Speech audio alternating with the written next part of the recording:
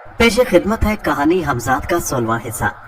नया जिस्म हासिल करने के बाद मेरा एतमाद बढ़ गया था, इसीलिए मैंने बहू बाजार पहुंचकर हमजाद को रुखसत कर दिया था। मगर उससे पहले मैं हमजाद से मुमताज बेगम के कोठे का पता मालूम करना नहीं भूला था। हमजाद ने मुझे जिस इमारत का पता बताया था मैं उसी तरफ बढ़ रहा था। रास्ते में मेरी तमाम तर तवज्जो उन अजीब और गरीब मुलबूस वाले नौजवानों ने अपनी तरफ मबजूल कर ली, और फिर ये जानकर तो मेरे तमाम हवास बेदार हो गए थे कि मुझे आइंदा जिस शख्स की पुरस्कार कुव्वतों का सामना करना है वो मुझसे चंद कदम के फासले पर मौजूद है। दलाल बस्जी फटन से उतरकर रुका नहीं था। चारों नौजवान उसके गिर्द हल्का सा बनाए उसे लिए हुए एक तरफ बढ़ रहे थे। फुटपाथ पर भीड़ तो पहले ही काफी थी, लेकिन अब उसमें कुछ और इजाफा हो गया था। इसी भीड़ के दरमियान से दलाल बस्जी और उसके साथी गुजर रहे थे। वो इमारत अभी दूर थी जिसके बारे में हमजाद ने निशानदेही की थी, और ये तो मेरे इल्म में आ ही चुका था कि दलाल बस्जी की मंजिल मुमताज बेगम का कोठा है। तो फिर वो उससे पहले ही फटन से क्यों उतर गया और उसने वहां तक पैदल जाना क्यों पसंद किया? इस सिलसिले में मैंने सिर्फ इतना कयास किया था कि दलाल बस्जी नुमाइश पसंद शख्स है, वरना वो उस जगह तक अपनी फटन में भी पहुंच सकता था। अलबत्ता बर वक्त जरूर पहुंच गया था। मैं दलाल बस्जी और उसके साथियों के पीछे पीछे चल रहा था, क्योंकि मेरी भी वही मंजिल थी जहां उन्हें पहुंचना था। उन लोगों के साथ साथ चलते हुए जो अजीब बात मैंने पहली मर्तबा महसूस की थी वो ये थी कि उनके चलने का अंदाज तमाम दूसरे आदमियों से मुख्तलिफ था। ऐसा मालूम होता जैसे वो जमीन पर पाँव नहीं रख रहे और आगे की तरफ बहते चले जा रहे हैं। उनकी चाल में एक अजीब सा बहाव था। वो अपनी पाँव में खड़ावे पहने हुए थे, लेकिन मैंने करीब से करीब तर होकर भी खड़ाओं की आवाज नहीं सुनी। मुमकिन है कि इस बात को दूसरे लोगों ने भी महसूस किया हो जो उन्हें देखने के लिए फुटपाथ पर दो रोया खड़े थे। कुछ देर बाद मेरे कदम खुद ब खुद रुकने लगे। मंजिल आ चुकी थी। दलाल बस्जी और उसके साथी जीने की तरफ बढ़े और चंद लम्हे का वक्फा देकर मेरे कदम भी उसी सिमत उठे।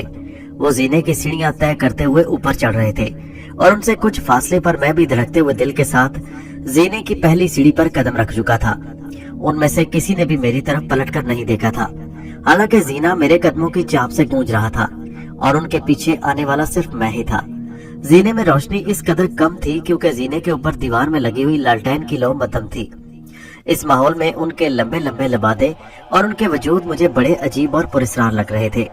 खिलाफे तवक्को उस वक्त हर तरफ अजीब सी खामोशी थी, सिवाय मेरे कदमों की चाप के कुछ और सुनाई नहीं दे रहा था। मैं उससे पहले भी मेरठ में देहली बाजार जा चुका था, मगर वहां की गहमा गहमी शोर और हंगामे में मैंने जिंदगी महसूस की थी। वो भी तवाइफों का बाजार था और ये भी, मगर ये दिल्ली बाजार से बहुत मुख्तलिफ था। ना यहाँ तबले की थाप सुनाई दे रही थी, ना घुंघरुओं की छन छन, लेकिन उसकी वजह कुछ और भी थी जो मुझे बाद में मालूम हुई। वो पूरी इमारत ही मुमताज बेगम की थी और अभी उसने रंगो आहंग की महफिल का आगाज नहीं किया था। अमूमन इन बाजारों की एक ही इमारत में कई कई तवाइफों के कोठे होते हैं, लेकिन मुमताज बेगम दूसरी तवाइफों से मुख्तलिफ थी। उसके कोठे पर शहर के सिर्फ वही लोग कदम रखने की जुर्रत कर सकते थे जिनका ताल्लुक आला तबके से हो और जिनकी जेबें खासी भारी हों।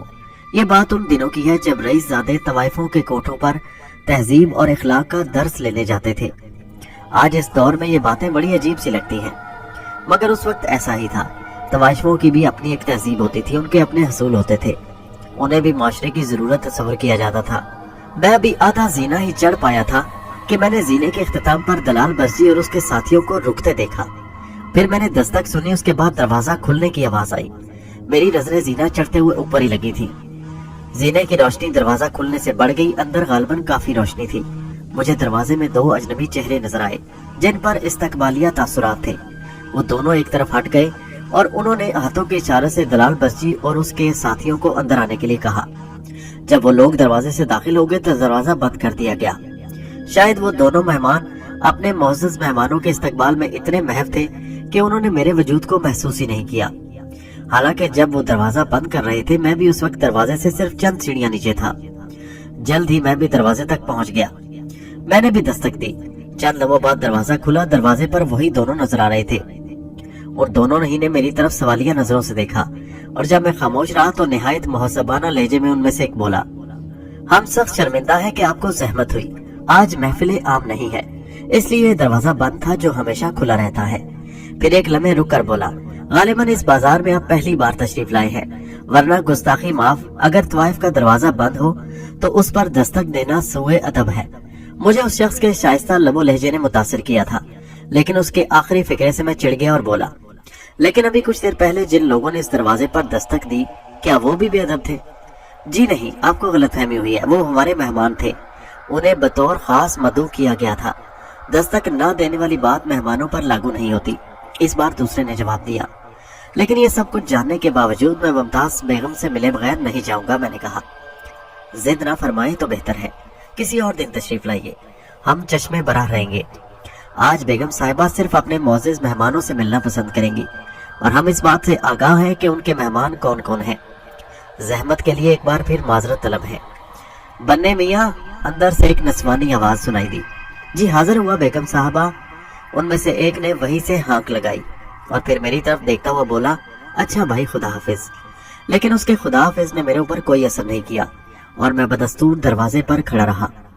अभी चंद लम्हे भी न गुजरे थे कि अंदर ही से एक भारी और गूंजदार आवाज आई, इसे ना रोको, अंदर आने दो। ये आवाज मेरे लिए अजनबी थी और उसकी गैर शाइस्तगी भी मुझ पर गिरा हुई। लेकिन उसके आवाज के सुनते ही वो दोनों रास्ते से हट गए और निहायत नरम आवाज में बोले, चलिए अंदर तशरीफ लाइए। मैं आगे बढ़ा। उनमें से एक ने दरवाजा बंद कर दिया। राहदारी में चंद कदम चलकर दाएं जानिब के दरवाजे पर पर्दा पड़ा हुआ था और वो मुझे उसी तरफ ले जा रहे थे। मैं जैसे ही पर्दा उठाकर अंदर दाखिल हुआ, मैंने महसूस किया कि इस बड़े और सजे सजाए खूबसूरत कमरे में मौजूद तमाम लोगों की नजरें मेरी तरफ उठी हैं। कमरे की छत से फानूस लटक रहे थे और दीवारों पर हल्का सब्ज रंग था। कमरे के फर्श पर उम्दा कालीन थे और दीवारों के सहारे गांव तकियों से टेक लगाए तकरीबन 15-20 अफराद मौजूद थे, जिनके सामने पीकदान और उनके बराबर फूलों के गजरे रखे हुए थे। कमरे में मौजूद तमाम ही अफराद अपने लिबास और वज़ाकता से मोअज़्ज़िज़ और आला तबके के दिखाई दे रहे थे। मैंने कमरे में एक ताहिराना नजर डाली और जूते उतार कर एक खाली गांव तकिए की तरफ बढ़ा। उस वक्त मैंने उस कमरे में दलाल बसजी और उसके साथियों को नहीं देखा, जबकि वो सब मेरे सामने इस जगह आए थे। उन सब को मैंने दरवाजे में दाखिल होते देखा था, लेकिन मेरी परेशानी ज्यादा देर बरकरार न रही। कमरे के अंदरूनी दरवाजे से मैंने दलाल बसजी और उसके साथियों को एक औरत के साथ निकलते देखा। फिर उन्हें के पीछे अंगरखे पहने हुए, सर पर 2 पल्लू टोपी लगाए चंद लोग आते नजर आए, जिन्हें देखते ही मैं पहचान गया कि वो साजिंदे हैं। दलाल बसजी के हमरा आने वाली औरत के बारे में मैंने अंदाजा लगाया था कि वही मुमताज बेगम हो सकती है। उसकी उम्र मुश्किल से 45-40 के दरमियान लग रही थी। आम नायिकाओं की तरह ना वो मोटी और भद्दी थी और ना ही बदसूरत। इस उम्र के बावजूद भी उसके चेहरे में मुझे कशिश नजर आई। उबरे उबरे से होंठ और कद लंबा। अगर उसकी आंखों के गिर्द हल्की स्याही ना होती तो शायद और भी हसीन दिखाई देती। मैंने इस उम्र की औरतों में इतना हुस्न कम देखा था जितना मुमताज बेगम में था। बाद में मुझे मालूम हुआ कि मेरा अंदाजा सही था, वो मुमताज बेगम ही थी। दलाल बसजी और उसके साथी जैसे ही कमरे में दाखिल हुए थे, कमरे में मौजूद तमाम लोग ताजीमन उठ खड़े हुए थे और उस वक्त तक नहीं बैठे थे जब तक कि दलाल बसजी अपने साथियों के साथ रौनक महफिल बंद करना बैठ गया। अब फिर तमाम लोग मुझे घूर रहे थे, क्योंकि वहां सिर्फ मैं ही था जो बसजी की आमद पर खड़ा नहीं हुआ था। लेकिन किसी ने मुझसे कुछ नहीं कहा। अब साजिंदों की ठक ठक और धा धा कमरे की खामोशी में बिखर रही थी। अपने अपने साज दुरुस्त कर रहे थे। उनमें से एक तबलों की जोड़ी आगे रखे मुस्तकिल हथौड़ी से ठोक पीट कर रहा था। मुमताज बेगम साजिंदों ही के करीब अंदरूनी दरवाजे से लगी बैठी थी। मैंने उसके चेहरे पर एक अजीब सा खिंचाव महसूस किया और साथ ये भी कि वो बार बार कनखियों से मुझे देख रही है, इस तरह जैसे उसे मेरा वजूद गरा गुजर रहा हो। मैं पूरे माहौल का तजिया और मुशाहिदा तो कर ही रहा था, मगर मेरा ज़हन अभी तक इस आवाज में उलझा हुआ था जो मैंने यहाँ दाखिल होते वक्त सुनी थी और जिस आवाज ने मुझे यहाँ दाखिल होने की इजाजत दी थी। भारी सी गूंजदार आवाज, गैर शाइस्ता सी आवाज, एक ऐसी आवाज जिसे सुनकर मैंने अपने दिल में नफरत महसूस की थी। मैंने अभी तक हमजाद को तलब नहीं किया था। मैं कोई भी कदम उठाने से पहले हालात का जायजा पूरी तरह लेना चाहता था। अभी तक तमाम हालात मुझ पर जाहिर नहीं हुए थे। मुझे इस बात का तो यकीन था ही कि रजिया इस इमारत में मौजूद है। सिर्फ 3-4 मिनट ही दलाल बसजी मेरी नजरों से ओझल रहा और इस कदर कम अरसे में रजिया के साथ कोई नाजेबा हरकत समझ में आने वाली बात नहीं थी, इसलिए मैं उस तरफ से मुतमईन था। यहाँ दलाल बसजी के अलावा इतने लोगों की मौजूदगी भी मुझे उलझा रही थी, जबकि ये कोई आम महफिल नहीं थी। मैं अपने ख्यालों में महफता तकिए पर कोहनी टिकाए बैठा था। मैं उन सब के लिए कतई अजनबी था और वो सब मेरे लिए, मगर मैंने अंदाज़ोत्वार से ये जाहिर नहीं होने दिया कि मैं किसी भी तरह मरूब या मुतासिर हूँ। मेरे चेहरे से जहनी उलझन का अंदाजा लगाना उस वक्त मुश्किल हो रहा था। मेरी नजरें भी हर तरफ उठ रही थी। मेरी नजरें कई बार दलाल बसजी की तरफ भी उठी, जो मुझसे कुछ फासले पर बाएं तरफ बिल्कुल इसी तरह बैठा था जैसे साधु धोनी रमाए बैठे रहते हैं, एक टांग पर दूसरी टांग चढ़ाए। उसकी आंखें बंद थी और होंठ मुतारिक थे। वो होठों ही होठों में कुछ बिदबिदा रहा था। अब साजिंदों की खटपट बंद हो चुकी थी, लेकिन उन्होंने अभी सांस नहीं छेड़े थे। तमाम लोगों की नजरें दलाल बस्जी की तरफ उठी हुई थी। कुछ देर बाद उसने आंखें खोल दी और हाथों के इशारे से मुमताज बेगम को अपनी तरफ बुलाया। मुमताज अपनी जगह से उठकर फौरन उसके करीब आ गई। दलाल बस्जी ने अपने गले में पड़ी हुई कई लंबी लंबी मालाओं में से एक माला उतारकर मुमताज बेगम को दी और आस्ते से कुछ कहा। मुमताज बेगम ने बड़ी एहतियात और अकीदत के साथ वो माला ली और अंदरूनी दरवाजे की तरफ बढ़ गई। मैं तमाम तमाशा निहायत इत्मीनान और सुकून से देख रहा था।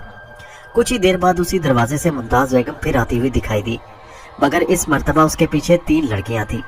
इनमें से 2 लड़कियां तीसरी लड़की को उधर इधर से थामे हुए थी।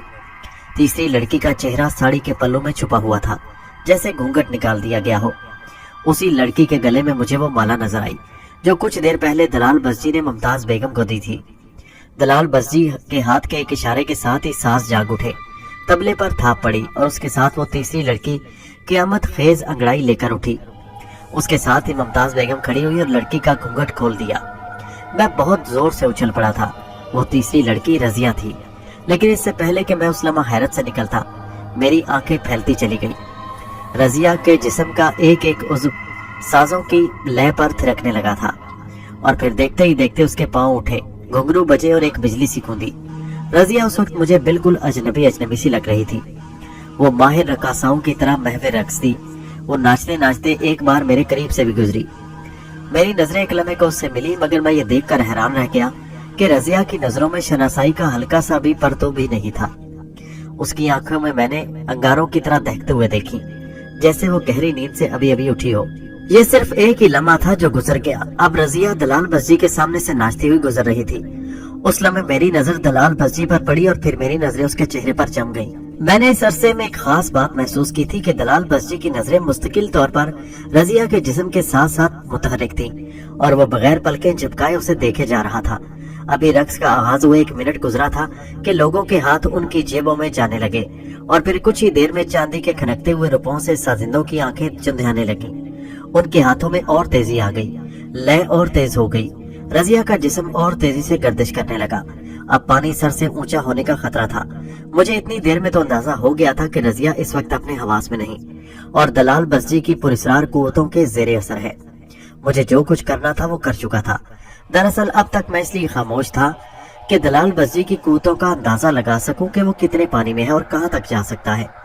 मेरा दुश्मन बहरहाल कमजोर नहीं था, यकीनन वो पुरस्रार कुव्वतों का मालिक था, वरना ये किस तरह मुमकिन था कि रजिया जैसी एक घरेलू लड़की जो तमाम उम्र सख्त पर्दे में रही हो, ना सिर्फ बरसरे महफिल आ जाए बल्कि माहिर रकासाओं की तरह रक्स भी करने लगे। हमजाद से मुझे मालूम हो चुका था कि रजिया ने रक्स की तरबियत लेने से भी इनकार कर दिया था। इसका मतलब ये था कि वो रक्स से अब तक कतई नावाकिफ थी, लेकिन उस वक्त उस महवे रक्स देखने वाला कोई भी शख्स इस बात पर यकीन न करता कि रजिया को रक्स की अलग बे भी नहीं आती। इन सब बातों से पता चलता था कि दलाल बस्जी कोई कमजोर दुश्मन साबित नहीं होगा और उसकी मौजूदगी में रजिया पर हाथ डालना यकीनन मेरे लिए कुछ न कुछ मुश्किलात जरूर खड़ी कर सकता है। लेकिन मैं खुद चाहता था कि महफिल खत्म हो जाए, बल्कि अब मुझे काफी दिन बाद एक अजीब सी तमानियत का एहसास हो रहा था। दलाल बस्जी के बारे में अभी मैंने अपने हमजाद से तफसीली मालूमात हासिल नहीं की थी कि उसका ताल्लुक किस मजहब से है, उसकी पुरस्रार कुव्वतें क्या हैं, उसके बस में क्या है और क्या नहीं, वो कहाँ का रहने वाला है और इस शहर में कहाँ रहता है, वगैरह वगैरह। दरअसल मैंने इन बातों के बारे में जानने की जरूरत ही न समझी थी, मगर अब उसे करीब से देखने के बाद मुझे अंदाजा हो रहा था कि मुझे हमजाद से उसके बारे में कुछ मालूम करना पड़ेगा, बल्कि बहुत कुछ। लेकिन ये वक्त मालूमात हासिल करने के लिए मुनासिब नहीं था। फिलहाल तो बस मेरे जहन पर सिर्फ एक बात सवार थी कि उन सब पर अपने वजूद का इजहार कर दूं। मेरी अना अपनी तस्कीन चाहती थी। मैं उन पर जाहिर करना चाहता था कि उनके दरमियान कोई मामूली हस्ती नहीं बैठी। दलाल बस्जी के अलावा कुछ और लोग भी यहाँ साहिब करामत मौजूद हैं। रक्स जारी था, रुपयों की बारिश हो रही थी। तहसीन और मरहबा का शोर उसी तरह था जैसे रजिया उन सब के दिलों में पांव रखती हुई गुजर रही हो। इसमें शक नहीं कि उसके मदहोश कुन रक्स ने मुझे भी मुतासिर किया। मैं जो उसके बच्चे का बाप था, मैं जो उसका पहला आशिक था। रजिया का ये रूप मेरे लिए कतई अजनबी और अनोखा था। मैंने कभी नहीं सोचा था कि उसके जिस्म में इतनी कयामतें पोशीदा हैं। इस पूरी महफिल में सिर्फ 6 अफराद ऐसे थे जिन्होंने अभी तक रजिया को एक फूटी कौड़ी भी नहीं दी थी। दलाल बस्जी, उसके 4 साथी और मैं बकिया हाजरीन की जेबें तेजी से खाली हो रही थी, लेकिन उनके सामने अभी भी रुपयों के ढेर थे। गालिबन वो उस मखसूस महफिल में शिरकत के लिए पूरी तरह से तैयार होकर आए थे। मुझे पहली शरारत यही सूझी कि उन हाजरीन को बुखलाया जाए। मैंने हमजाद को तलब किया, हर चंद के मेरी जेबों में भी रुपयों की कमी नहीं थी, मगर हमजाद ने मेरा इशारा पाकर हाजरीन की जेबों पर हाथ साफ करना शुरू कर दिया और उनके सामने जो रुपए रखे थे वो भी बड़े गैर महसूस तौर पर मेरे सामने ढेर होते गए। चंद ही लम्हों बाद तमाम हाजरीन की जेबें कुल्ली तौर पर खाली हो चुकी थी और अब उनमें एक फूटी कौड़ी नहीं थी। मैंने अपनी दोनों जेबों में हाथ डालकर रुपए सामने ढेर कर दिए और रजिया की एक एक अदा पर निछावर करने लगा। मैंने कनखियों से बाकी हजरात की तरफ देखा। उनमें से कई के हाथ अपनी अपनी जेबों में थे और उनके चेहरों पर बदहवासी तारी थी। सब एक दूसरे की तरफ हैरान हैरान नजरों से देख रहे थे। फिर वो सब मुझे घूरने लगे। गालिबन ये उनकी तौहीन थी कि भरी महफिल में वो तो हाथ धोकर बैठे हैं और सिर्फ एक शख्स अपनी इमारत का इजहार करता रहे। उन्हें यकीनन इस बात का अंदाजा हो चुका था कि उनके सामने जो कुछ हुआ है उसमें मेरी शख्सियत किसी न किसी तरह जरूर मुलविस है, क्योंकि वो सब आपस में एक दूसरे के लिए अजनबी नहीं थे। उनके दरमियान सिर्फ मैं ही एक ऐसा शख्स था जो गैर था। फिर इस तरह अचानक जेबें खाली हो जाना भी उनके लिए कम हैरत अंगेज बात नहीं रही थी। वो सब अपनी जगह पर बैठे हुए बेचैनी से पहलू बदल रहे थे और अब उनकी तवज्जो रजिया से ज्यादा मुझ पर और दलाल बस्जी पर थी। कभी वो मेरी तरफ देखते और कभी दलाल बस्जी की तरफ। ये ना भूलो अजनबी कि तुम्हें यहाँ आने की इजाजत हमने दी थी। अचानक एक भारी गुंजदार आवाज सुनाई दी और मैं उछल पड़ा। ये अल्फाज दलाल बस्जी की जुबान से अदा हुए थे। उसी लम्हे दलाल बस्जी और रजिया के दरमियान हमजाद का साया लहराया और रजिया का जिस्म मिट्टी के ढेर की तरह बैठता चला गया। वो गालिबन बेहोश हो चुकी थी। मेरे ख्याल के मुताबिक हमजाद ने पुरस्रार कुव्वतों का वो राब्ता मुनक़ता कर दिया था जो रजिया को रक्स करने पर मजबूर कर रहा था। साज बंद करो, दलाल बस्जी गरज कर बोला। फिर मेरी तरफ पलट कर बोला, जिस तरह मैं इस लड़की को रक्स करने पर मजबूर कर सकता हूँ, इसी तरह तुम्हें भी सरेआम इस महफिल में नचा सकता हूँ, मगर मैं ऐसा नहीं करूंगा। मैं बेसबब दुश्मनी पैदा करने का कायल नहीं, लेकिन बहरहाल तुमने हमारे हजूर गुस्ताखी की है। तुम्हारा ये मामूली करतब दूसरे लोगों को हैरान कर सकता है, मगर दलाल बस्जी को नहीं। तुमने मेरी अकीदतमंदों की जेबों पर डाका डालकर उन्हें बरसरे महफिल बेइज्जत किया है और इसकी कीमत तुम्हें अदा करनी पड़ेगी। दलाल बस्जी अपनी सुर्ख सुर्ख आंखें मेरे चेहरे पर गाड़े हुए था। खेल शुरू हो चुका है। हमजाद ने मेरे करीब आकर सरगोशी की। मुमताज बेगम और दोनों लड़कियां रजिया को होश में लाने की कोशिश कर रही थी और बाकी हाजरीने मजलिस हक्का बक्का से चारों तरफ देख रहे थे। दलाल बस्जी ने मुमताज बेगम को मुखातिब किया, इसे अंदर ले जाओ, कुछ देर बाद खुद ब खुद होश में आ जाएगी। मुमताज बेगम और दोनों लड़कियों ने रजिया के बेहोश जिस्म को किसी तरह संभाला और अंदरूनी कमरे में चली गईं। उनके जाते ही दलाल बस्जी ने अपने साथियों से किसी अजनबी जुबान में कुछ कहा जिसे मैं बावजूद कोशिश के समझ न पाया। वो चारों अपनी जगह से उठे और अंदरूनी कमरे में जाकर गायब हो गए। मैं चौंक पड़ा, यकीनन कुछ गड़बड़ है, लेकिन उसी वक्त दलाल बस्जी ने मुझे अपनी तरफ मुतवज्जो कर लिया। वो मुझसे कह रहा था, मैं अपने इल्म के जरिए जान चुका था कि उस लड़की से तुम्हारा क्या ताल्लुक है, इसलिए मैंने तुम्हें यहाँ दाखिल होने की इजाजत दे दी, जबकि ये एक मखसूस महफिल थी जिसमें किसी अजनबी की शमूलियत नामुमकिन थी। मैंने लड़की को देखते ही कुछ फैसले करने थे जो हम तीनों के लिए बेहतर थे। उस लड़की में पहले सिर्फ 2 शख्सियतें दिलचस्पी रखती थी, एक तुम और एक मुमताज बेगम, लेकिन जब मैंने उसे देखा तो सोचा कि अब उस लड़की के 3 दावेदार हो चुके हैं, लेकिन मैं मामलात को बिगाड़ना नहीं चाहता था। मैंने एक ऐसा फैसला किया जिसकी रूह से सभी फायदे में रहते। ये तो तुम जानते हो कि मुमताज बेगम ने उस लड़की की खातिर एक बड़ी रकम खर्च की है और ये बात मेरे इल्म में थी कि तुम उस लड़की के बदले उसे बड़ी से बड़ी रकम फराहम करने के अहल हो। मुमताज बेगम का मामला तो इस तरह साफ हो सकता था। रहा तुम्हारा और मेरा सवाल। मैंने सोचा कि मैं तुम्हारे हक में लड़की से दस्तबरदार हो जाऊंगा, क्योंकि मेरे इल्म के मुताबिक उस लड़की पर ज्यादा हक तुम्हारा है, क्योंकि ये तुम्हारे नाजायज बच्चे की माँ है। दलाल बस्जी ने सब कुछ मेरी आंखों में देखते हुए कहा। वो इस अरसे में उस जगह से उठकर मेरे करीब आ चुका था, लेकिन तुमने गैर जरूरी करतब दिखाकर सारा खेल बिगाड़ दिया और अब मैं इस लड़की से दस्तबरदार होने को तैयार नहीं हूँ, समझे? क्योंकि तुमने मेरे अकीदतमंदों की तौहीन की है। मेरे लिए हसीन से हसीन लड़कियों की कमी नहीं, हमेशा मेरे इर्द गिर्द हसीन और खूबसूरत जिस्मों के हजूम रहते हैं, लेकिन तुमने मेरी मौजूदगी में जो जसारत की है उसका तकाजा यही है कि दलाल बस्जी का वकी फिक्रा मैं न सुन सका, इसलिए कि हमजाद ने मुझे अपनी तरफ मुतवज्जो कर लिया। वो कह रहा था, इसके साथ ही रजिया को इमारत के पिछले दरवाजे से निकालकर फटन की तरफ ले जा रहे हैं। पानी सर से ऊंचा हो रहा है, इसलिए मुझे कुछ करने की इजाजत दीजिए। आप अब तक दलाल बस्जी के बारे में बहुत कुछ अंदाजे कायम कर चुके होंगे। हमजाद की बात सुनकर मैं उछल पड़ा। इसका मतलब ये था कि दलाल बस्जी मुझे बातों में उलझाकर रजिया को उड़ा ले जाना चाहता था। मैं एकदम गुस्से से उठा और दलाल बस्जी को मुखातिब किया। अब तक मैं तुम्हारी ये सब बातें सुनता रहा और मैंने कोई जवाब नहीं दिया, मगर अब सुनो कि तुम जैसे तिफले मकतब मेरी जेबों में पड़े रहते हैं। तुम मुझे धोखा देकर रजिया को उड़ा ले जाना चाहते थे और इसलिए तुमने अपने गुर्गों को अंदर भेजा था। मेरी बात सुनकर दलाल बस्जी जोर से चौंक पड़ा। फिर एकदम न जाने क्या हुआ कि सारे फानूस बुझ गए और कमरे में गुप अंधेरा हो गया। मैं सिर्फ इतना देख सकता था कि दलाल बस्जी ने नजर उठाकर छत की तरफ देखा था। फिर मैंने भागते हुए कदमों की आवाजें सुनी। हमजाद, मैं तकरीबन चीखा।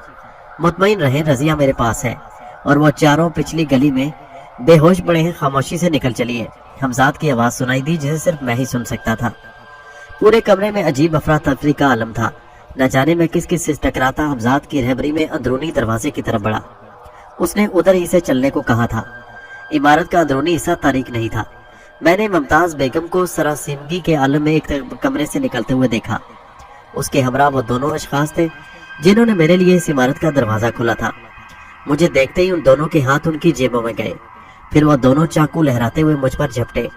उन दोनों ने शायद रजिया के जिस्म को फिजा में बगैर किसी सहारे के तैरते हुए नहीं देखा था, वरना वो भी बगैर कुछ कहे सुने मुमताज बेगम की तरह बेहोश हो जाते।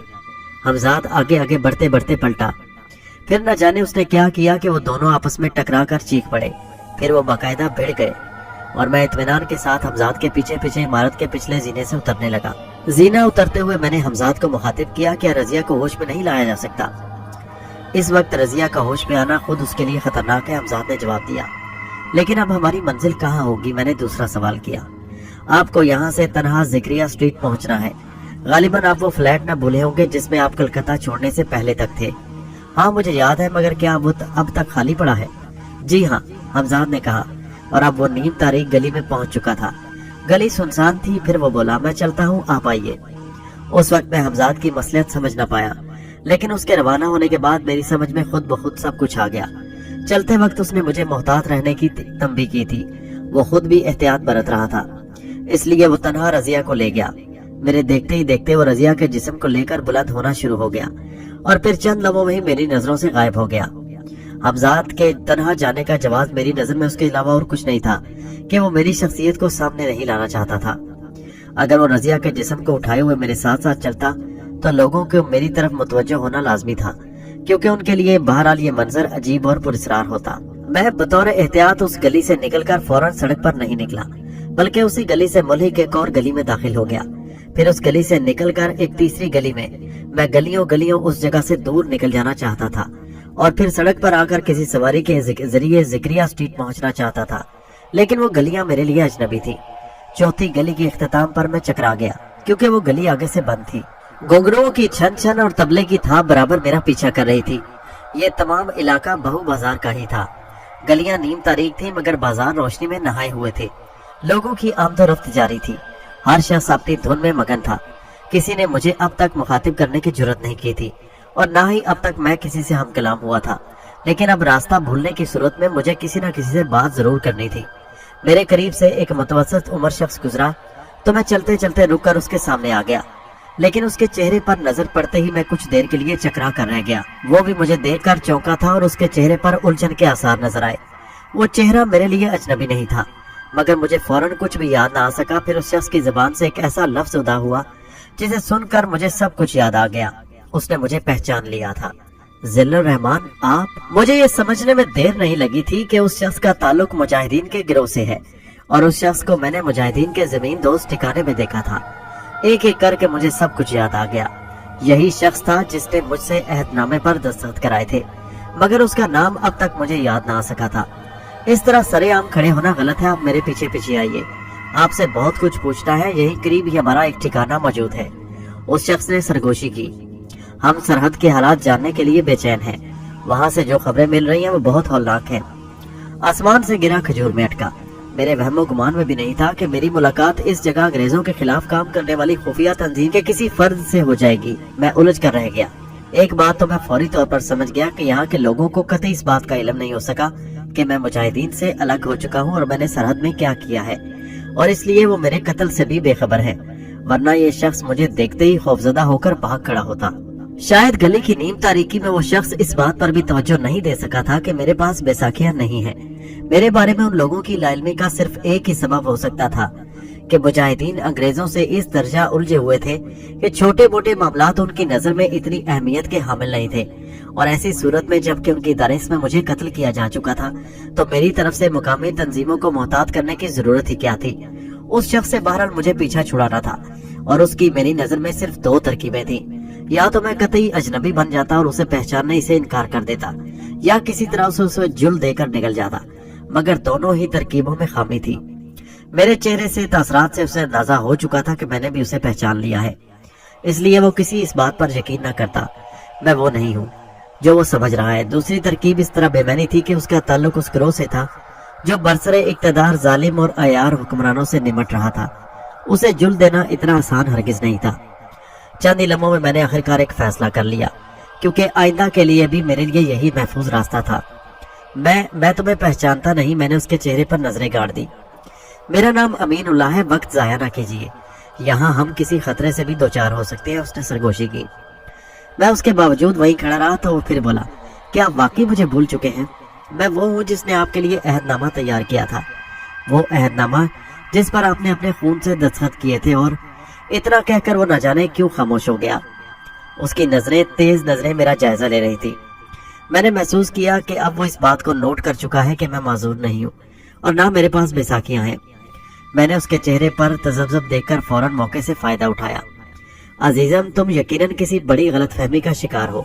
मैं नहीं जानता कि तुम कौन हो और तुम्हारा ताल्लुक किस तंजीम से है। दरअसल लेकिन तुम्हारी आवाज। उसने मेरी बात काटकर उलझे हुए लहजे में कहा। उसकी पेशानी पर शिकने नजर आ रही थी, जैसे वो सख्त उलझन का शिकार हो। अगर तुम वो नहीं जो मैंने समझा है तो वो सब कुछ भूल जाओ जो मैंने तुमसे कहा है। उसका फिक्रा मुकम्मल ना हो पाया कि गली तेज सीटियों की आवाज से गूंज उठी। वो एकदम उछलकर भागा और न जाने मुझे क्या सूझी कि मैं भी उसके पीछे पीछे दौड़ लिया। हम दोनों एक आगे पीछे एक पतली सी गली में तेजी से दौड़ रहे थे। वो मेरे आगे आगे था। एकदम वो भागते भागते पलटा और उसी वक्त मेरी नजर भी गली के सिरे पर पहुंच गई। कुछ सिपाही तेजी से गली में घुस रहे थे। काफी लंबी गली थी। जैसे ही वो पलटा था मैंने भी अपनी सिमत तब्दील कर ली। अब सूरत हाल ये थी कि मैं आगे आगे दौड़ रहा था और वो मेरे पीछे पीछे। पुलिस गली के दूसरे सिरे तक पहुंचते पहुंचते हमारे और पुलिस के दरमियान काफी फासला बरकरार रहा था। लेकिन जो ही भागते भागते मेरी नजर सामने उठी, मेरा जहन चकरा कर रह गया। उस तरफ से भी रास्ता बंद किया जा चुका था। मैं बगैर वक्त जाया किए तेजी से मुड़ा। मुझे खुद से चंद गज के फासले पर पुलिस वाले नजर आए, मगर अमीनुल्लाह गायब था। मैं दोनों तरफ से घिर चुका था। मेरे जहन में ख्याल आया और मैंने बगैर सोचे समझे एक मकान की नीम तारीख दीवारी में छलांग लगा दी और मकान में घुसते ही अंदर से दरवाजा बंद कर दिया। दौड़ो पकड़ो का शोर मेरी समात से टकरा रहा था। मैं रुका नहीं और तेजी से मकान के अंदर दाखिल हो गया। दबारी अबूर करके मैं मकान के आंगन में आ गया। मेरी नजरें तेजी से अतराफ का जायजा ले रही थी। ऐन उसी वक्त मैंने दरवाजे पर जोर जोर से दस्तकें सुनी। दरवाजा खोलो वरना तोड़ दिया जाएगा, किसी की गरजदार आवाज सुनाई दी। उसी वक्त कमरे का पर्दा हटाकर एक उधेड़ उम्र औरत हाथ में लालटेन थामे बाहर निकली और मुझ पर नजर पड़ते ही उसके हाथ से लालटेन छूट गई और मुंह से बेख्तियार चीख निकल गई। मुझे जिस चीज की तलाश थी वो कहीं नजर न आई। मैं मुतवक्को था कि आंगन में कोई सीढ़ियां होंगी जिनके जरिए मैं इस मकान की छत पर पहुंचकर किसी करीबी मकान की छत पर छलांग लगा दूंगा, मगर मुझे अपने मकसद में नाकामी हुई। आंगन में सिर्फ एक पेड़ नजर आ रहा था। मैं सख्त घबराया था। दरवाजे पर अब ज़रबें लगाई जा रही थी और उधर उधेड़ उम्र औरत गालिबन खौफ से बेहोश हो चुकी थी। घर में शायद वो अकेली थी। चढ़ चढ़ की आवाज ने मुझे चौंका दिया। दरवाजा शायद अब टूटने के करीब था। मैं बुरी तरह फंस चुका था और अब उस लम्हे को कोस रहा था जब मेरी मुलाकात अमीनुल्लाह से हुई थी। हालात ने कुछ ऐसी सूरत इख्तियार कर ली थी, ये तो मेरे इल्म में ही था कि अंग्रेजों के खिलाफ जद्दोजहद करने वाले मुजाहिदीन की खुफिया तंजीम के लिए अब जमीन तंग हो चुकी है। उनके सारे ठिकाने और तंजीम के पेशा अफराद हुकूमत की जद में आ चुके हैं और उनकी नजरों में आ चुके हैं। गालिबन अमीनुल्लाह भी उन्हीं में रहा होगा और उसके जरिए वो उस ठिकाने तक पहुंचना चाहते होंगे जिसका जिक्र अमीनुल्लाह ने मुझसे भी किया था। एक जोरदार आवाज सुनकर मैं उछल पड़ा। लकड़ी का बोसीदा दरवाजा टूटकर अंदर गिरा था। खतरे के फौरी एहसास ने मुझे कुछ कर गुजरने पर मजबूर कर दिया। मैं तेजी से पेड़ की तरफ लपका और बंदरों की तरह चढ़ता चला गया। उसी वक्त एक धमाका हुआ और किसी सिपाही ने बंदूक चलाई थी। गोली सनसनाती हुई शाखों के दरमियान से गुजर गई। अरे वो पेड़ पर चढ़ गया है, किसी ने कहा। मैंने उस पर फायर किया था। मैं तेजी से एक मोटी सी शाख से चिमटा हुआ ऊपर खिसक रहा था। आंगन में तारीकी थी और पेड़ खासा घना था, इसलिए उम्मीद थी कि वो मुझे ना देख पाएंगे। मैं उस शाख के सिरे तक पहुंचना चाहता था कि उस शाख का सिरा इमारत की छत तक मालूम होता था। मकान को चारों तरफ से घेरे में ले लो, जल्दी करो, हम इस पेड़ पर चढ़ते हैं। मुमकिन है कि वो छत पर चढ़ चुका हो। मैंने सुना यकीनन ज़हीन शख्स था। जो भी था, इसलिए कि जो कुछ मैंने सोचा था वही उसके जहन में भी आ गया था। अब मेरे हाथ छत की कगर से छूने लगे। मैंने अपने जिस्म को समेटा और हाथों पर जोर देकर ऊपर उठने की कोशिश की। मैं पूरी कोशिश कर रहा था कि वो मेरी नकलो हरकत से बाखबर न हो जाए, वरना मुमकिन था कि उनमें से कोई दोबारा फायर कर देता। मैं उन्हें किसी किस्म के शुबे में मुब्तला नहीं करना चाहता था, इसलिए मैंने बेइंतहा एहतियात के साथ वह मामूली फासला तय किया जो आम हालात में चंद सेकंड से ज्यादा न लेता। मैं पेड़ पर से सीने के बल छत तक रेंग गया और उसी वक्त पेड़ की शाखें जोर से हिली। गालिबन पुलिस वाले भी पेड़ के जरिए ऊपर चढ़ रहे थे। छत सपाट थी। मैं तेजी से रेंगता हुआ छत के दूसरे सिरे तक पहुंचा और नीचे गली में झांका।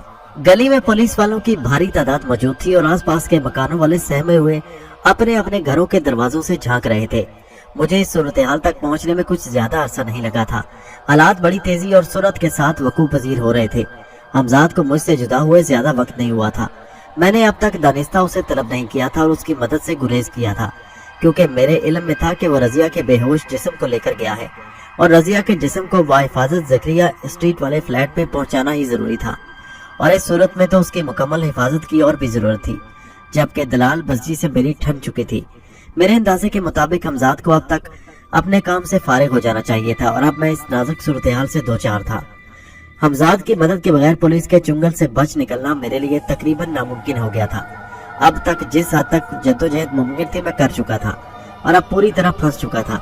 मुझे नहीं मालूम कि अमीनुल्लाह फरार होने में कामयाब हो चुका है या नहीं, लेकिन पुलिस तो मेरे पीछे हाथ धोकर पड़ गई थी। इस बात से अंदाजा होता था कि अमीनुल्लाह उन्हें जुल्म देकर फरार होने में कामयाब हो गया है। मेरे पास से सिर्फ चंद लम्हे थे जिनमें मुझे कोई फैसला करना था। आया मैं हमजाद को तलब करूं या नहीं। दूसरी सूरत में पुलिस के हत्थे चढ़ जाना यकीनी था, जो मैं किसी सूरत गवारा नहीं कर सकता था। मैंने हमजाद को तलब करने का फैसला कर लिया और मैं उसे पुकारने ही वाला था कि छत पर एक साया लहराया। वो रहा, कोई चीखा। आने वाला तन्हा था और उसके हाथ में बंदूक नहीं थी। शायद उसने जरूरत से ज्यादा निडर होने का सबूत दिया था। अब वक्त जाया करना फजूल था। एक तरफ मैंने हमजाद को पुकारा और दूसरी तरफ अचानक आने वाले पर छलांग लगा दी। वो गालिबन इस पर तैयार नहीं था। वो गिरा और मैं उसके ऊपर छा गया, लेकिन जिस्मानी तौर पर वो मुझसे मजबूत था। वो फौरन ही संभल गया और उसका दायां हाथ चल गया। मुझे अपनी कनपट्टी पर पहाड़ टूटता महसूस हुआ। मेरी आंखों के सामने अंधेरा छा गया। मैंने धुंधलाई हुई आंखों से 3-4 अफराद को देखा जो यके बाद दीगरे छत पर कूद रहे थे। निकल के जाने ना पाए। आने वालों में से कोई चीखा था और मेरा जहन इस तारीकी में डूबने लगा था। मैंने लहरा कर गिरने से पहले 3-4 तेज चीखें सुनी और फिर मुझे कुछ मालूम नहीं कि क्या हुआ, क्योंकि मैं बेहोश हो चुका था। धुंधली सी रोशनी में मैंने आंखें खोली। मैंने अपने माथे पर किसी का हाथ का लम्स महसूस किया। हमजाद। मैंने ऊपर नजर उठाई। गालिबन मुझे कुछ देर पहुंचने में हो गई। मैं माजरत चाहता हूँ, लेकिन हमजाद कुछ कहते कहते रुक गया। मैं एक आरामदेह कुर्सी पर दराज था और सामने लालटेन की हल्की सी रोशनी फैली थी, मगर उसकी लौ बहुत मध्यम थी। मैंने हमजाद की बात नजरअंदाज करते हुए कहा, शायद तुमने दानिस्ता रोशनी कर रखी है, किसी किस्म का शुबा न हो कि यहाँ कोई मौजूद है। ये कहकर मैंने कमरे का जायजा लिया और चौंक पड़ा। जी हाँ, हमजाद की आवाज सुनाई दी, मगर मैंने उनका जवाब सुना अनसुना करके बेताबी से पूछा, रजिया कहाँ है? वहां जहाँ सिर्फ आप जा सकते हैं, मैं नहीं। वो मेरी दस्तरस से निकल चुकी है। मैं इसलिए उसे तनहा नहीं छोड़ना चाहता था, मुझे खदशा था। आखिर वही हुआ, दलाल बस्जी अपना काम कर गया। अगर मुझे बरवक्त आपकी मदद के लिए ना जाना पड़ता तो शायद वो कभी अपने मकसद में कामयाब ना होता। हमजाद ने बुझे हुए लहजे में कहा, मुझे तुम्हारी ये बातें उलझा रही हैं, तफसील से बताओ क्या हुआ और अब क्या करना है। मैं बेताबी से बोला, रजिया इस वक्त दलाल बस्जी की इबादतगाह में है। वो इबादतगाह खबीस रूह का मस्कन है और जहाँ पाकीज़ा अरवाह दाखिल नहीं हो सकती, वहाँ कोई मादी वजूद नहीं जा सकता, सिवाय उन वजूदों के जिन्हें शैतानी वजूद कहा जा सकता है। ये तो आपके इल्म में है कि मेरा ताल्लुक पाकीज़ा रूहों से है और इसलिए नापाकी की हालत में मैं खुद आपके पास नहीं आ सकता, इसलिए मेरा वहाँ जाना मुमकिन नहीं है। और रजिया को वहाँ से निकाल कर लाना भी, लेकिन आप वहाँ दाखिल हो सकते हैं और मैं आपके जिस्म में ऐसी ताकत पैदा कर सकता हूँ कि शैतानी अरवा उस पर असरअंदाज ना होगी। दलाल बस्जी का कोई नादीदा और पुरस्कार हमला आपके लिए नुकसानदेह ना हो, वो आपको कोई नुकसान ना पहुंचा दे। वो इबादतगाह कहाँ है? मैंने हमजाद की बात काट कर कहा। हगली के किनारे आबादी से कुछ फासले पर, हमजाद ने जवाब दिया। फिर वो कुछ सोच कर बोला, आप वहाँ जा सकते हैं, आपको इस काबिल भी बना दिया जा सकता है, लेकिन वहाँ पहुंचकर आपको बेइंतहा मोहतात और होशियार रहने की जरूरत है। मैं आपको इस बात की जमानत तो दे सकता हूँ कि आपकी जिंदगी हर तरह के खतरे से बची रहेगी, लेकिन इसी सूरत में जब आप अपने होशो हवास में रहेंगे और दलाल बस्जी के किसी फरेब का शिकार ना हो जाएं। हकीकी तौर पर मैं आपके जिस्म में इतनी ताकत पैदा कर सकता हूँ कि आप बैक वक्त कई ताकतवर अफराद का तन्हा मुकाबला कर सकते हैं, मगर ये ताकत आर्जी होगी। तो फिर देर किस बात की है? मैं अभी और इसी वक्त वहाँ जाने के लिए तैयार हूँ, इससे पहले कि दलाल बस्जी रजिया का दामन और उसकी इस्मत तार तार कर दे। मेरा वहाँ पहुँचना जरूरी है, मैंने पुरजोश लहजे में कहा। फिर मैं किसी ख्याल में खो गया। आप ठीक सोच रहे हैं, हमजाद बोला। रजिया को यहाँ से अगवा हुए कम से कम आधा घंटा हो चुका है और ये एक तलख हकीकत है जिसे बहरहाल कबूल करना ही पड़ेगा, लेकिन अगर ऐसा हुआ तो मैं इससे बहुत सख्त इंतकाम लूंगा। रजिया पर सिर्फ और सिर्फ मेरा हक था और मेरा हक है। क्या तुम पता नहीं लगा सकते कि मैंने जो कुछ सोचा है, जो मुझे कुछ खौफ है, वो सही है या गलत? मैं एकदम जोश में आकर ठंडा होता चला गया। मेरी आंखों ने देखा कि रजिया दलाल बस्जी के सीने से लगी हुई है और उससे ज्यादा देखने की ताब मैं न ला सका। हमजाद की आवाज में दुख था। मैं जो कुछ मालूम करना चाहता था वो मुझे मालूम हो चुका था, लेकिन उसका मतलब हरगिज ये नहीं था कि मैं रजिया से दस्तबरदार हो जाता या उसे भूल जाता, उसकी मजलूमियत को नजरअंदाज कर देता या उसे दलाल बस्जी के रहमो करम पर छोड़ देता। ये मेरी इज्जत नफ्स के खिलाफ था, ये मेरी अना की शिकस्त थी। मेरा खून खोल उठा, मैं बेचैन हो गया और मेरा इज़्तिराब बढ़ता चला गया। मैं आज ही रात बल्कि अभी वहां जाना चाहता हूँ। मैंने हमजाद को अपना फैसला सुना दिया। आप अभी कुछ देर पहले एक जहनी झटके से दो चार हुए हैं। नया जिस्म हासिल करने और उसके साथ मुकम्मल हमआहंगी पैदा करने के बाद ये आपका पहला दिन था। आपको एहतियात की जरूरत है। अगर आप एक रात और सब्र कर सके तो ज्यादा बेहतर होगा, वरना अगर आप आज ही रात जाना और अभी जाना चाहते हैं तो मुझे कोई एतराज नहीं। मैं आपको चंद लम्हों में उस काबिल बना दूंगा कि दलाल बस्जी का कोई हमला आप पर कारगर ना हो सकेगा। हमजाद ने मुझे मशवरा दिया। मेरा इज़्तिराब बेचैनी मसलियत का मुतहम्मिल नहीं हो सकता था। हर चंद के मैं इस बात से भी बखूबी वाकिफ था और इसका अमली तजर्बा भी मुझे कई बार हो चुका था कि हमजाद के मशवरे हमेशा मेरे हक में और मेरे मुफाद में होते थे। मगर हमजाद बहरहाल एक गैर इंसानी वजूद था। वो शायद इंसान के जज्बे, एहसास, उसकी मोहब्बत, उसकी दुश्मनी, रकाबत, उसकी हसद, उसके रश्क, उसके अलम, उसकी मुसरतों और उन अवामिल का मुकम्मल तौर पर अंदाजा नहीं लगा सकता था कि जिनसे इंसानी खमीर उठा है। इंसान जो जानबूझकर कभी कभी घाटे का सौदा भी कर लेता है, कभी वो सब कुछ समझते बूझते लाइल्म और बेखबर बन जाता है। और मुझ जैसी सीमाप सिफ्त तबीयत का इंसान तो कुछ और ही जज्बे रखता था, और वो दौर ही ऐसा था, वो दिन ही ऐसे थे जब खतरों से खेलने में लुत्फ आता था, जब पुरसुकून जिंदगी पर मौत का गुमान होता था, जब हर लम्हा एक नया हंगामा करने को जी चाहता था। उस वक्त ये हमजाद के मशवरे ने मुझे कुछ देर के लिए अकल की पैरवी की तरगीब दी, मगर मैंने अपनी पूरी जिंदगी में ज्यादातर अकल पर दिल को तरजीह दी है। दिल जो मेरे लिए अनदेखी तबाहियां लाया, दिल जिसने मुझे जिल्लत और रसवाई से हमकनार किया, दिल जिसकी खातिर मैंने हर दुख को अपना लिया, दिल जिसकी हर सदा ऊपर मैंने लब्बैक कहा। उस दिल ने मुझसे कहा कि मैं हमजाद का मशवरा कबूल न करूं, सो मैंने ऐसा ही किया। मेरा फैसला अपनी जगह अटल है, ये रात यूं ही नहीं गुजरेगी, मैंने हमजाद से कहा। और फिर चंद ही लम्हों में जैसे मेरे पूरे वजूद को किसी ने रोशनियों में नहला दिया। मैंने अपने पूरे जिस्म में बिजली की सी रो गुजरती महसूस की। हमजाद मुझसे बगलगीर था और जब वो मुझसे जुदा हुआ तो मैंने अपने जिस्म में एक अजीब सी कुव्वत का एहसास किया। फ्लैट का दरवाजा आहिस्तगी से खुला और उस तरह बंद हो गया। मैं बिल्डिंग के ऊपरी जीने चढ़ रहा था। मैं उस इबादतगाह के अहाते से बाहर आपका मुंतजर रहूंगा। मैं अब आपकी तरफ से मुतमईन हूँ, लेकिन एक बार फिर आपको ये यकीन करूंगा कि आप वहाँ दाखिल होकर मोहतात रहें और रजिया को वहाँ से निकालकर जल्द से जल्द इस इबादतगाह की हदूद से बाहर ले आए। उसके बाद ऐसी कोई ताकत नहीं जो हमारी राह में गाफिल हो सके। हमजाद ने छत पर पहुंचकर कहा। शहर अभी पूरी तरह सोया नहीं था और कलकत्ते की रातें तो हमेशा जागती हैं। हमजाद मुझे काफी बुलंदी तक ले गया ताकि लोगों की नजर मुझ पर न पड़ सके। उसने मुझे बेहोश नहीं किया। मेरे लिए अब कोई ये नया तजुर्बा नहीं था। अब मैं किसी कदर इसका आदी हो चुका था। शहर की इमारतें छोटे छोटे खिलौनों की तरह दिखाई दे रही थी। बमुश्किल से 1 मिनट गुजरा होगा कि मेरे कानों से हगली की पुरशोर लहरों की आवाज टकराई। हम पहुंच चुके हैं। हमजाद ने मुझे नरम नरम रेत पर उतार दिया। मेरे बाएं तरफ हगली बह रही थी और दाएं तरफ कुछ फासले पर एक बड़ी सी इमारत का धुंधला सा अयोला नजर आ रहा था। मुमकिन है कि वो आपकी आमद से बाखबर हो जाए, लेकिन वो आपको इबादतगाह में दाखिल होने से नहीं रोक सकता, हमजाद ने बताया। लेकिन किस तरह? अगर इबादतगाह के दरवाजे बंद हुए तो मैंने सवाल किया। इस पूरी इबादतगाह में कोई दरवाजा नहीं, हमजाद ने जवाब दिया, और गालिबन उसका सबब यह है कि यहाँ दलाल बस्जी की इजाजत के बगैर किसी के दाखिल होने का सवाल ही नहीं। आप ठीक समझे, वो ऐसी शैतानी कुव्वतों का मालिक है कि दरवाजा ना होने के बावजूद कोई शख्स यहाँ अंदर दाखिल नहीं हो सकता। शैतानी अरवा उसे उस वक्त तक अंदर दाखिल नहीं होने देंगी जब तक खुद लाल बस्जी की मर्जी शामिल ना हो। लेकिन आपका मामला बरअक्स है, वो आपको नहीं रोक सकता, हमजाद ने मुझे तसल्ली दी, मुझे ये बताते हुए कोई आर नहीं कि जब मैं हमजाद से रुखसत होकर उस पुरस्रार इमारत की तरफ बढ़ रहा था तो मेरे पाँव में लर्जिश थी, मगर जल्द ही मैंने खुद को संभाल लिया। ये पहला मौका था जब मैं तनहा कोई मार का सरंजाम देने जा रहा था, लेकिन मेरे दिल को इस अमर से तकवीयत भी थी कि मेरी पुश्त पनाही के लिए हमजाद मौजूद है। मैं लाइलम था कि मैं इस पुरस्रार इबादतगाह में पहुंचकर किन हालात से दो चार हो जाऊंगा। इसलिए मेरा दिल पुरजोश होने के साथ साथ वसवसों और अंदेशों से भी लबरेज था। चांद बादलों की ओट से निकला तो मुझे उस इमारत के खंडर नमा नकुश नजर आए। उस जगह अजीब सी वीरानी बरस रही थी, मुकम्मल खामोशी और वीरानी थी, जैसे वहां जिंदगी के आसार ही ना हो। जैसे जैसे मैं इस इमारत से करीब होता गया मैंने अपने वजूद पर एक बोझ महसूस किया, मगर मेरे कदम आगे ही आगे बढ़ते रहे।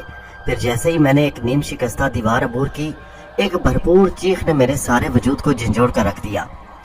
चीख मेरे असाब पर बिजली बनकर गिरी और मैं अपनी भरपूर कुव्वत से उस खंडर नुमा इमारत की तरफ दौड़ा जो मुझसे अब सिर्फ चंद कदम के फासले पर थी, क्योंकि मैं उस चीख को पहचान चुका था। रजिया, रजिया, मैं आ रहा हूँ, मैं चीखा। और जब मैं उन खंडरात में दाखिल हो गया तो एकदम तेज रोशनी में नहा गया। मेरे कदम रुक गए, मैं मबहूत सा होकर रह गया। मेरी आंखों के सामने एक ऐसा मंजर था, इतना हुस्न बैक वक्त मैंने उससे पहले कभी नहीं देखा था। चंद लम्हे पहले की कैफियत जैसे मेरे जहन से हरफे गलत की तरह मिट गई। मैं जैसे सब कुछ भूल गया। फिर मेरी समाज से एक दिलकश मध्यम लय टकराई, एक ऐसी लय जो बहुत से साजों की हम आंगी का नतीजा थी।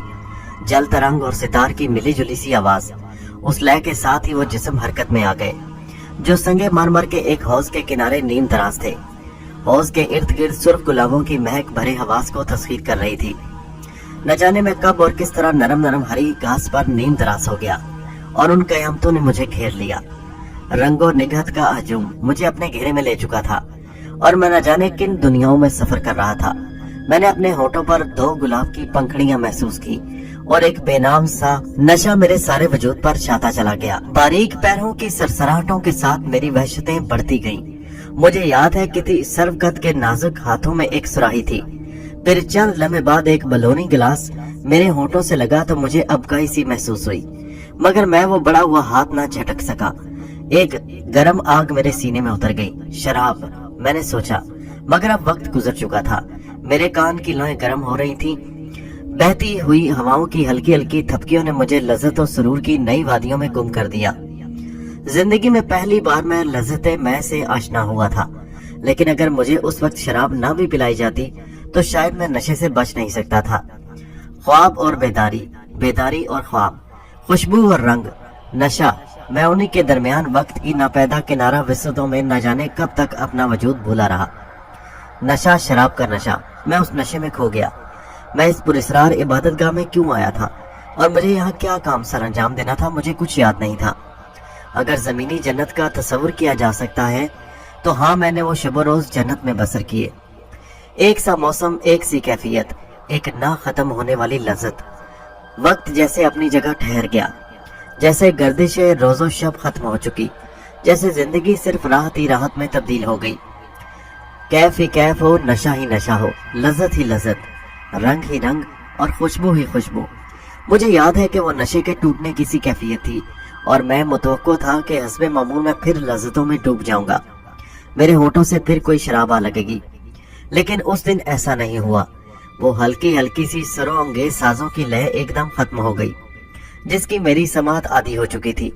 खुशबुएं न जाने कहाँ रुपोश हो गई, रंग न जाने कहाँ बिखर गए। मैंने घबराकर धुंधलाई धुंधलाई आंखों से चारों तरफ देखा। मैं अपने बाग में बासी फूल रखने का आदी नहीं हूँ, अब तुम इसे ले जा सकते हो। उस गूंजदार भारी आवाज ने मुझे जैसे ख्वाबों की दुनिया से हकीकत की दुनिया में खींच लिया। मैं एकदम चौंक कर उठ बैठा। मेरे सामने हौज के किनारे दलाल बसजी अपने मखसूस लिबास में खड़ा था और उसके पैरों के पास एक लड़की का जिस्म पड़ा था जिसका चेहरा छुपा हुआ था। मेरी रगों में खून तेजी से गर्दिश करने लगा। मेरा जी चाहा कि मैं दलाल बसजी की गर्दन दबा दूं। इंतकाम मेरे जहन में एक ही लफ्ज गूंजा और उसी वक्त वो फिर बोला, मैंने कभी अपने मेहमानों की खातिर में कमी नहीं की। मुझे यकीन है कि तुम इस पूरे एक हफ्ते में जिंदगी की उन मसरतों से हमकिनार हुए हो जिनका तुमने कभी तस्वुर भी ना किया होगा। दुश्मन बनाना बहुत आसान है, मगर दोस्त बहुत मुश्किल से बनते हैं। तुमने मुझे बहसीयत दुश्मन कबूल कर लिया था और देख लो मैंने अपनी दुश्मनी का फर्ज अदा कर दिया। ये कहकर उसने अपने पैरों पर पड़े हुए जिस्म को ठोकर लगाई। लड़की का चेहरा मेरी तरफ हो गया। वो बेहोश थी।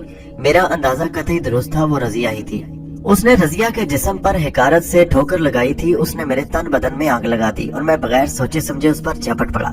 मगर नहीं, वो तो मुझसे कुछ फासले पर खड़ा मुस्कुरा रहा था। फिर कोशिश कर लो भाई, इस बार तुम मेरा जिस्म छू सको। उसने जैसे मुझे चिढ़ाया और मैं गुस्से में पागल होकर फिर उस पर टूट पड़ा।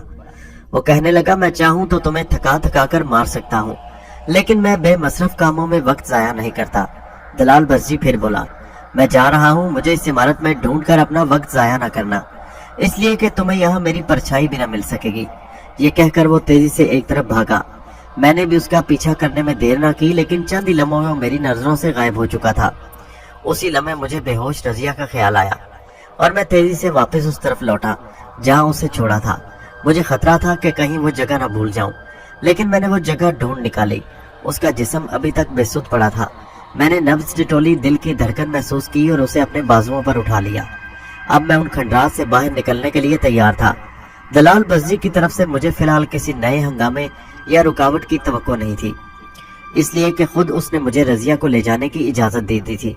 मैं पूरे एक हफ्ते बाद इस पुरस्कार इमारत से बाहर आ रहा था, बोझल बोझल, बुझा बुझा और थका थका सा, जैसे मैंने अपना सब कुछ खो दिया, जैसे मैं अपनी इज्जत और नामूस का लाशा खुद अपने हाथों पर उठाए उस इमारत से बाहर निकल रहा था। आखिर मुझे क्या हो गया था? हमजाद ने मुझे वहां दाखिल होने से पहले तंबीह की थी कि मैं मोहतात रहूं, मगर मैं मोहतात ना रह सका। मुझ पर इंसानी कमजोरी गालिब आ गई।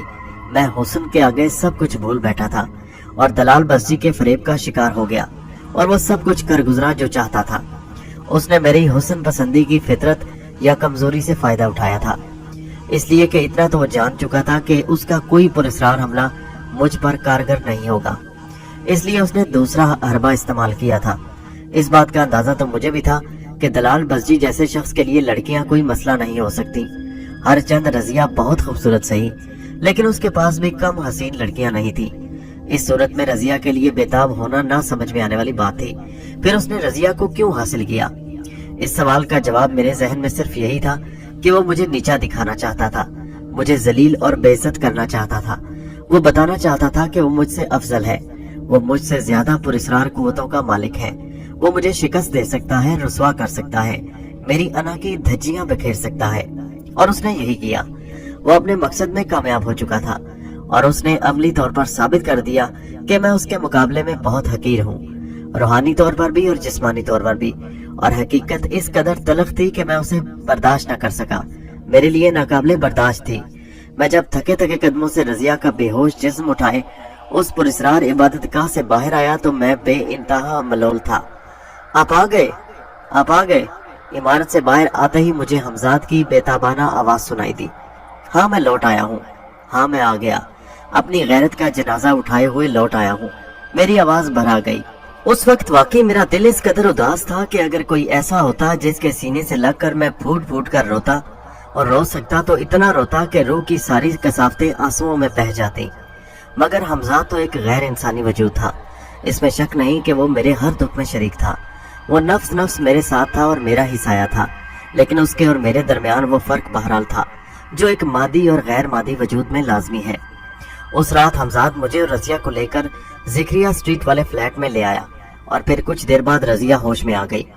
उसने होश में आते ही भौंचक्का होकर मुझे देखा और उसके मुंह से हैरत और इस्तेजाब के सबब चीख निकलते निकलते रह गई।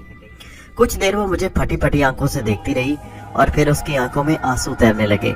मुझे हमजाद के जरिए उसके बारे में सब कुछ मालूम हो चुका था, लेकिन उसके दिल का बोझ हल्का करने के लिए मैंने उससे वो बातें दरियाफ्त की जो उसके लिए सुहाने रूह ही थी, मगर वो खामोश रही, वो सिसकती रही।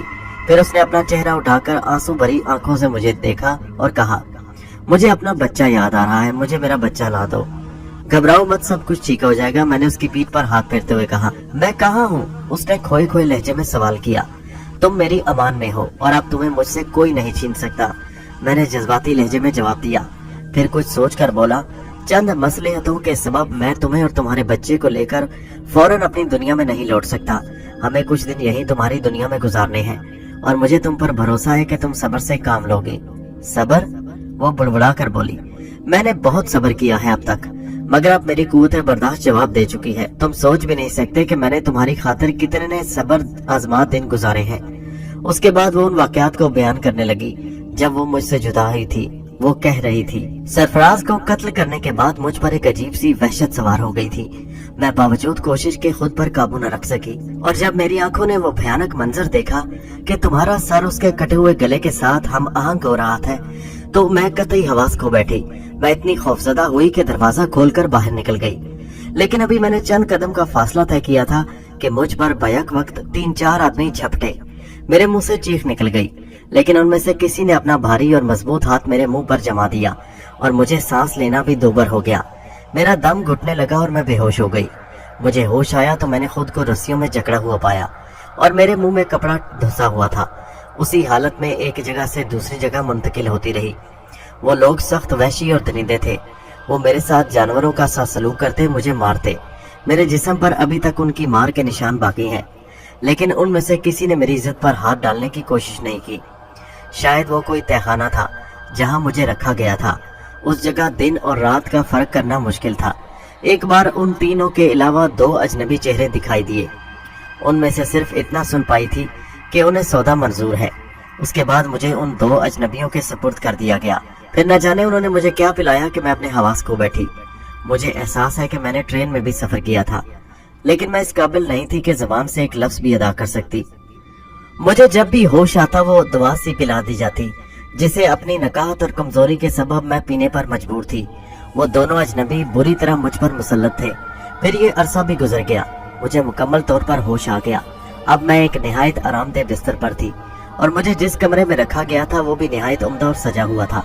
मेरी कानों से मुख्तलिफ साजों की आवाजें टकराईं। मैं बहुत दिन बाद ये ना समझ पाई कि मैं एक तवाइफ के कोठे पर हूँ। फिर जब मेरी जिस्मानी हालत अच्छे खाने, निगहदाश्त और दवाओं से बिल्कुल बेहतर हो गई, तो मुझे एक शाम बताया गया कि मुझे रक्स और नाच गाने की तरबियत हासिल करनी है। मैंने साफ इनकार कर दिया। पहले उन्होंने मुझे डराया धमकाया, मगर मैं राजी ना हुई। फिर उस औरत ने मुझे खुशामद करके राम करने की कोशिश की, जिसे सब मुमताज बेगम कहते थे।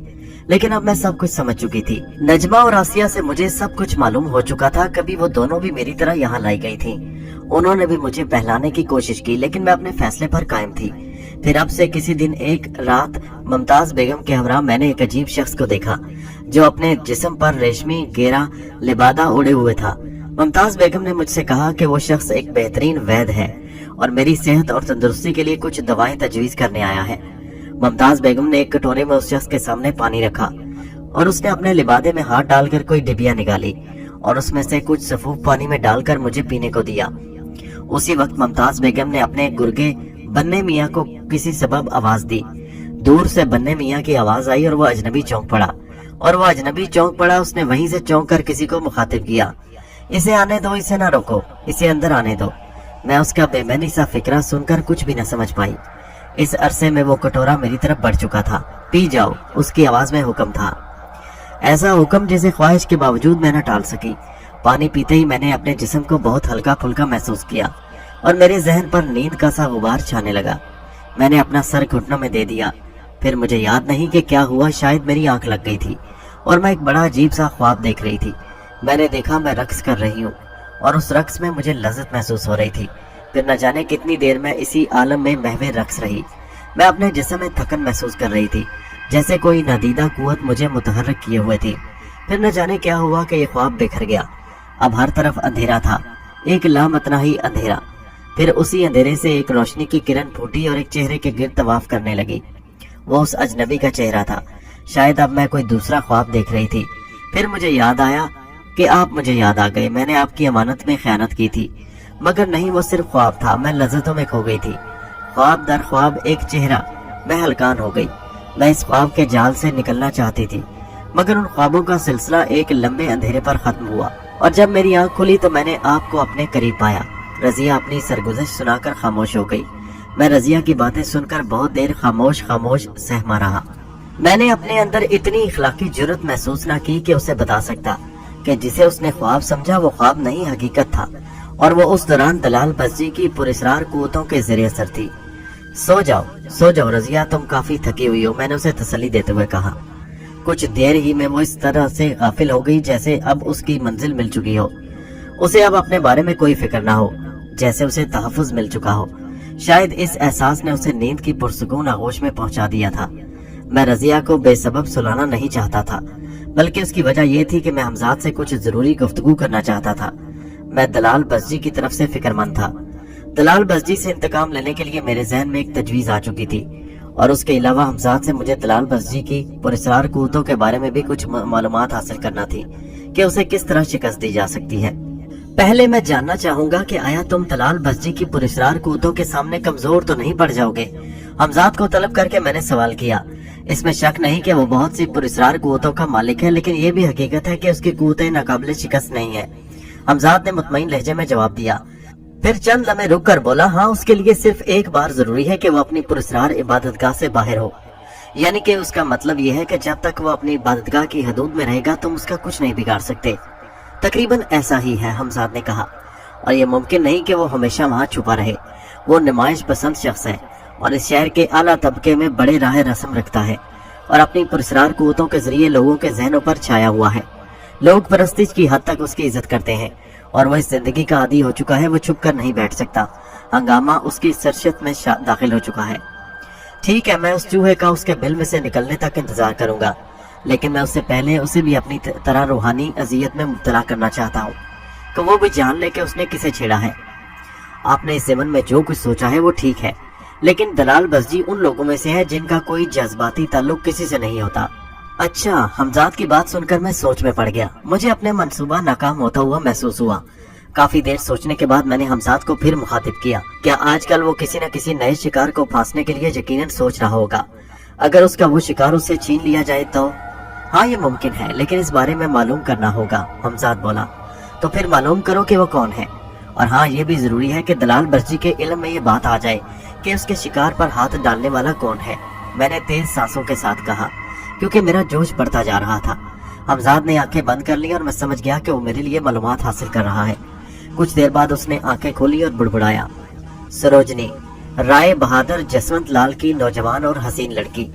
लेकिन वो फिर किसी सोच में खो गया और मैंने दानिस्ता दखल अंदाजी मुनासिब न समझी। चंद लम्हे बाद वो खुद ही बोला, अगर आपने आज ही रात उसे उठवा लिया तो कोई बात नहीं बनेगी। आपको वो मकसद हासिल ही ना होगा जो आप चाहते हैं, इसलिए आपको कल रात तक इंतजार करना होगा। उसके बाद हमजाद ने मुझे आइंदा रात की तफसीलात से आगाह किया और मैं पूरी तरह मुतमईन होकर सो गया। फिलहाल दलाल बस्जी से इंतकाम लेने के लिए ये बेहतरीन मौका था। सुबह उठकर हमजाद के मशवरे पर मैं सबसे पहले उन हकीम साहब से मिला जिनके फ्लैट में मैं क़याम पजीर था। पगड़ी उन पर पहले ही वाजिब थी, सिर्फ उन महीनों के किराए का मसला था जिनमें मैं कलकत्ते से गायब रहा था। हकीम साहब ने पहले तो बहुत लान तरानियां की और फिर पगड़ी वापस देकर फ्लैट खाली करने को कहा, लेकिन जब उनके कानों से रुपयों की खनक टकराई तो वो इस तरह बैठते चले गए जैसे बताशे पर कोई पानी डाल दे। वो पूरा दिन मैंने रजिया की दिलजोई में गुजारा और उसे तसल्ली दी कि बहुत जल्द मैं उसके बच्चे को भी बुला लूंगा, जो मुझे भी बहुत अजीज है। उसी दिन में मैंने गरां कीमत पर एक फोर्ड कार भी खरीद ली और साथ ही एक ड्राइवर का इंतजाम भी कर लिया, जो मेरे मंसूबे में शामिल था। उस जमाने में किसी के पास कार होना बहुत बड़ी बात थी। सिर्फ नवाबजादे, रईसजादे या अंग्रेज आला हुकाम तक ये सवारी महदूद थी, और अब मुझे अपनी नई जिंदगी का आगाज एक रियासत के रईसजादे ही की हैसियत से करना था, और ये सब कुछ हमजाद के मशवरे पर हुआ था। शाम के 7:30 बजे के करीब मैं फ्लैट से उतरकर कार में आ बैठा। रहमत खान फौरन मुस्तैद हो गया। मेरे गले में हीरे जवाहरात के हार थे और मेरी उंगलियों में अंगूठियां जगमगा रही थी। ग्रांड होटल, मैंने रहमत खान से कहा और कार रवाना हो गई। जिक्रिया स्ट्रीट से कार चेतपोर्ड रोड पर मुड़ी तो मैंने एहतियातन शेरवानी की पिछली जेब में हाथ डालकर वो दावतनामा एक बार फिर निकाल कर देखा जो हमजाद ने मुझे दिया था। उस पर हिज हाईनेस नवाब दिलावर जंग बहादुर अंग्रेजी हरूफ में लिखा हुआ था।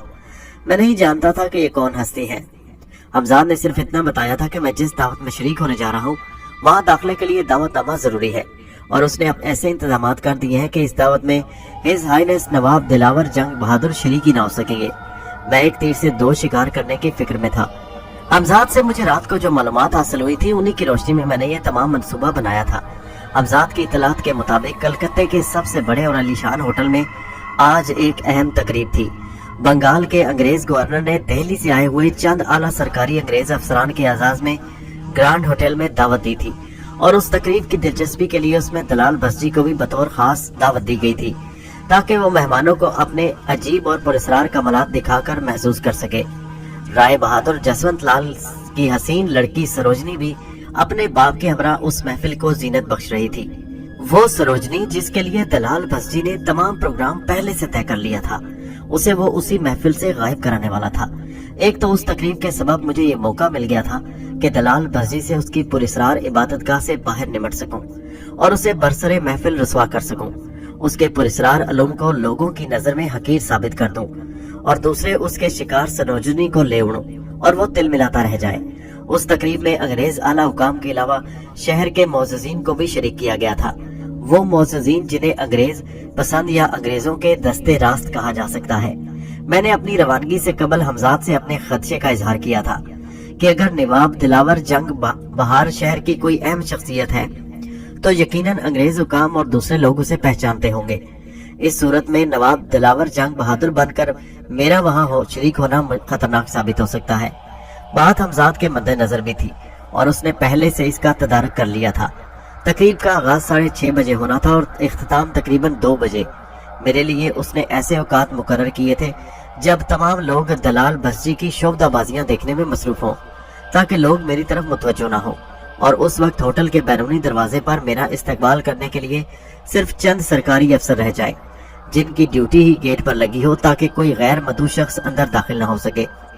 इस सूरत में मुझ पर किसी किस्म का शुबा किया जाना करीने क्यास नहीं हो सकता था क्योंकि जिन लोगों से होटल के गेट पर मेरा साबका पड़ना था, अव्वल तो वो तमाम मेहमानों को पहचानते नहीं थे, दोयम उनकी इतनी जुर्रत नहीं हो सकती थी कि गवर्नर के मेहमान को किसी शुबे की बिना पर रोक सके। हमजाद ने जब तमाम सूरत-ए-हाल से मुझे आगाह कर दिया तो मैं मुतमईन हो गया और मेरे दिल से तमाम खदशात दूर हो गए। प्रोग्राम के मुताबिक मुझे ठीक 7:30 बजे होटल में दाखिल पहुंचना था। ये एक ऐसा होटल था जिसमें आम हालात में कोई भी हिंदुस्तानी नहीं घुस सकता था। ये सिर्फ अंग्रेजों के लिए मखसूस था। बस खास तकरीबात के मौकों पर सिर्फ चंद गिने चुने हिंदुस्तानियों को यहाँ दाखिल होने की इजाजत थी और ये तकरीब भी कुछ उसी नौयत की थी। प्रोग्राम के मुताबिक मुझे ठीक 7:30 बजे ड्राइवर रहमत खान ने होटल के दरवाजे पर पहुंचा दिया। कार रोककर वो अपनी नशिस्त से उतरा और मेरे लिए कार का पिछला दरवाजा खोल दिया। मैं निहायत सुकून और इत्मीनान से उतरा और होटल के दरवाजे की तरफ बढ़ा। मुझे देखकर दरवाजे पर खड़े 3 अफराद आगे बढ़े और उन्होंने निहायत मुअद्दब लहजे में मुझसे दावतनामा तलब किया। वो तीनों ही हिंदुस्तानी थे। दावतनामे पर नजर पड़ते ही उनकी एड़ियां बज उठी। उन तीनों ने मुझे सलूट किया। मैंने अंदाजा लगाया कि वो नवाब दिलावर जंग के सूरत से आशना नहीं रहे होंगे, मगर उन्होंने उसका नाम जरूर सुना होगा, वरना वो मेरा इस कदर एहतराम के साथ इस्तकबाल न करते। उनमें से एक मेरी रहनुमाई के लिए साथ हो लिया और बहुत जल्द मुझे उस हाल तक पहुंचा दिया गया जहां मेहमान जमा थे। मगर हाल में दाखिल होते ही मेरा माथा ठनका। प्रोग्राम के मुताबिक वहां पर हाल के स्टेज पर दलाल बस्जी को होना चाहिए था। मैंने हाल के दरवाजे में दाखिल होते हुए पॉकेट वॉच निकाली। 7:30 बज चुके थे। मेरी रहनुमाई करने वाला पुलिस अफसर वापस हो गया था और अब 2 नौजवान जो नशिस्तों के दरमियान टहल रहे थे मेरी तरफ बढ़े। ज्यादातर नशिस्तें पुर हो चुकी थी, लेकिन उसके बावजूद कुछ नशिस्तें अभी खाली थी। उन दोनों ने भी पुरतपाक अंदाज में मेरा इस्तकबाल किया और एक खाली नशिस्त तक मुझे पहुंचाकर वापस हो गए। ये गालिबन चौथी रो थी। मेरे बैठने के बाद वो रो मुकम्मल हो गई। मुझे डर था कि कहीं कोई मुझे मुखातिब न कर ले, इसलिए मैं बगैर दाएं बाएं देखे दूसरे लोगों की तरह स्टेज की तरफ देखने लगा जिसका पर्दा अभी तक गिरा हुआ था। मैंने हाल में दाखिल होने के बाद जो बात महसूस की थी वो ये थी کہ لوگوں کے چہروں پر ایک عجیب سی بیزاری ہے۔ نہ جانے کیوں غالباً اس کا سبب یہ تھا کہ پروگرام کے مطابق ابھی تک دلال بسی کو سٹیج پر آ جانا چاہیے تھا، جبکہ 15 منٹ سے زیادہ کا وقفہ گزر چکا تھا۔ میں کچھ مضطرب سا اپنی نشست پر آ بیٹھا اور آنے والے ہر لمحات کے تصور میں گم تھا کہ میں نے اپنے دائیں ہاتھ میں کسی کا دباؤ محسوس کیا اور میں چونک پڑا۔ میرے وہم و گمان میں بھی یہ بات نہیں تھی کہ میرے دائیں نشست پر وہ شخص بیٹھا ہوگا۔ میں اسے دیکھ کر حیران رہ گیا۔ دوستو، یہ کہانی جاری ہے، اس کا اگلا حصہ نیکسٹ ویڈیو میں ملاحظہ کیجیے۔